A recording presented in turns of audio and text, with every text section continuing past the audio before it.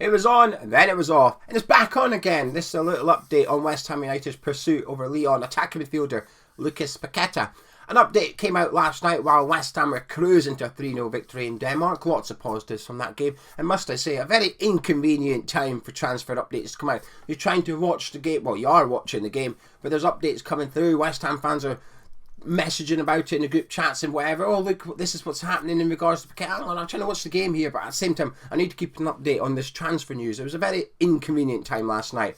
But the update was from Sky that West Ham and Lyon couldn't agree terms over the transfer of Paqueta to the Hammers, and that it had come to an end and that the Hammers would be seeking their alternative transfer targets such as Hans Vanaken. Now, I must confess, this pursuit of Paqueta has made me not want Vanaken anymore.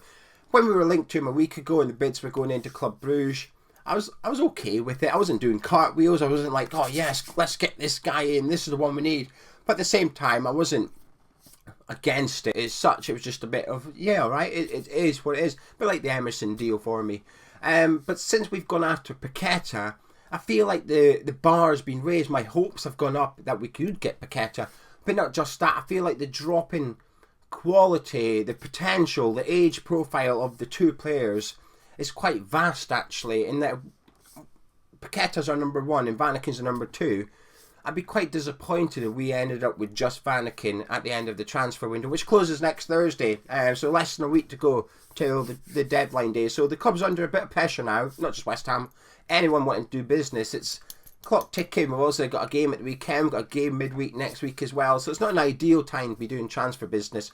But with Paqueta and Vanaken, it feels like Paqueta's the equivalent of trying to book a table at a 5-star restaurant, and your theory is, well, if we can't get a table there, we're going to go Burger King. Now, don't get me wrong, I like a Burger King, as you can tell, but it just feels like the drop in quality is quite drastic, and the Vanaken would be a bit like that. Surely there's other players in between. If you've got 50 million euros to spend, as it were believed to, since we're going after Paqueta, surely there's better players, better alternatives out there than Vanaken that we could get in if we fail in our pursuit of Paqueta. I don't know, James Maddison, throw a name out there, much better player, would be much better suited to West Ham than Vanaken, but it just feels like it's this top player or this decent option, do you know what I mean? It's one of the two, and I just feel the drop in. Anyway, this isn't a video meant to bash Hans Vanaken. I'm just gone off that transfer more because of how much I want the Paqueta one to happen. So that came out last night, that the deal come to an end, and Fabrizio Romano, who's been reporting on this quite prominently as well, has always reiterated Lyon are a difficult club to do business with. Now, I can't really say from memory, I can think of too many examples, but we've never really tried to purchase a player from them in the past, bar Lacazette back in 2016. So it's one of them I sort of shrug at a little bit. It is what it is. Isn't every club difficult to do negotiations with? You'd like to think so. When you're trying to sell a player that you don't want to sell, it's going to be quite hard to negotiate with them. But anyway, so last night it was off. And then late last night, Fabrizio Romano said that West Ham and Lyon had talks late into the evening, and they were positive. They were moving in the right direction. This morning, the update from Romano once again is that talks will continue between the two clubs. However, personal terms have been agreed. Now, this is something that was sort of reiterated from the start from quite a lot of sources, actually, not just Romano on this occasion, saying that Paqueta is keen to move to the Premier League. Again, Premier League vague, not West Ham United. However, personal terms between West Ham and Paqueta were expected to be straightforward. They weren't expected to be an issue. Now we're being told this morning personal terms have been agreed between West Ham and the player, so it's now down to West Ham and Lyon to agree a fee and a structure of the fee as well, because other reports suggest that actually they've agreed a fee. It's just the structure of the payment of it. How much of the fee is up front? What are the clauses? Is it qualify for the Champions League? Is it appearance based? Is it goal based? What are the clauses exactly that would take the fee higher up than the initial outlay as well? So quite promising, I feel, this morning. I feel quite optimistic that this deal could get done. I have to confess, I'm still quite hesitant. There's still a part of me that thinks we're not perhaps going to agree with Lyon exactly and it all could fall through.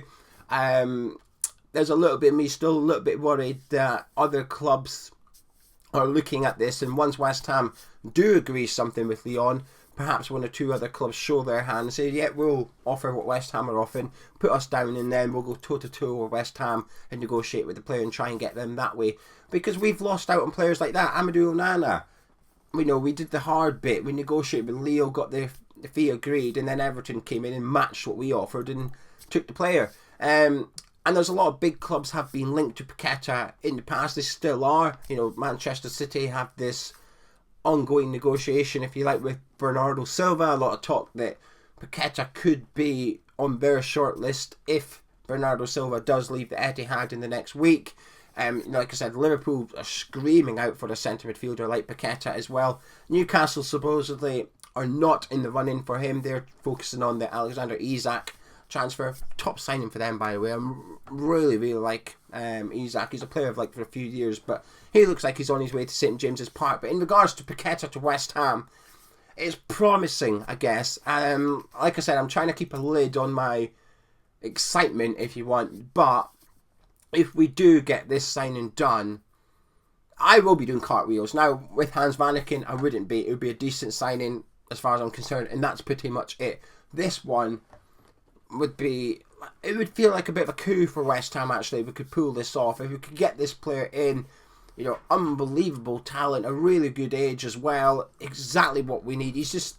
We are screaming out for that creativity in the middle of the pitch. He would bring it in abundance. I'd be thoroughly excited if West Ham can get this over the line. But there'll be many more twists and turns. This is not going to be a straightforward transaction, I don't think. I'd be surprised if it comes to a conclusion today. But by the sound of it, West Ham are starting to try and hurry this up a little bit. We've had 2 bids rejected now. I should have said that at the start of the video, really. Our initial bid of up to 40 million euros was rejected. Our second one was up to 50 million euros. That was rejected as well. Lyon are holding out for a package worth 60 million euros. So 10 million euros is a big difference. What's that, £8.5 million? But it's not much, is it? Do you know what I mean? When it comes to an elite player, I don't think he's world class per se, but I don't think he's far off it. He's in that next bracket down, what I would call an elite player. When it comes to players like that, I think 8 million... It's one of them, just get it done. It's easy to say, it's not our money. It's not that straightforward or simple. But I have to admit, as a fan, when you just look at it from that aspect, there is an element of, just get it done, please. Can we just get Paqueta to West Ham, please? But what a signing he would be. In regards to transfer news elsewhere, there's not much. The Vanaken one, last weekend he told his club he wanted to go. The fans made a plea for him to stay.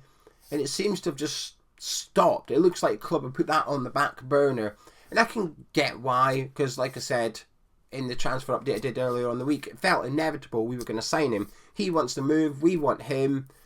The coach has always basically said that the player himself wants to go. It felt like a situation where there was only one outcome. But it looks like West Ham have said, well, okay, we know we can get Hans Vanaken. We know how much he's going to cost. We'll just park that. We're going to focus on the Paqueta deal. And if we can't get him in, then we know we've got a safety net in Hans Vanaken. And like I said, personally, not dissing him, but the drop in class and excitement as a fan is quite a lot for me, actually. It's quite drastic. And I'd almost end up disappointed that we signed Hans Vanaken. Not because I think he's a bad player, just because we haven't got Lucas Paqueta. Fingers crossed, West Ham United fans, for more good news today. Anyway, I'm going to wrap it up there. Just a little short update for you. Please drop a like on the video if you enjoyed it. Subscribe to Hammers Chat. We are live at 1:30 today. It's the Europa Conference League group stage draw at 1:30. So we're live on this channel. And then tonight, we've got the Aston Villa preview. 3 videos today. Happy days. Catch you in a bit.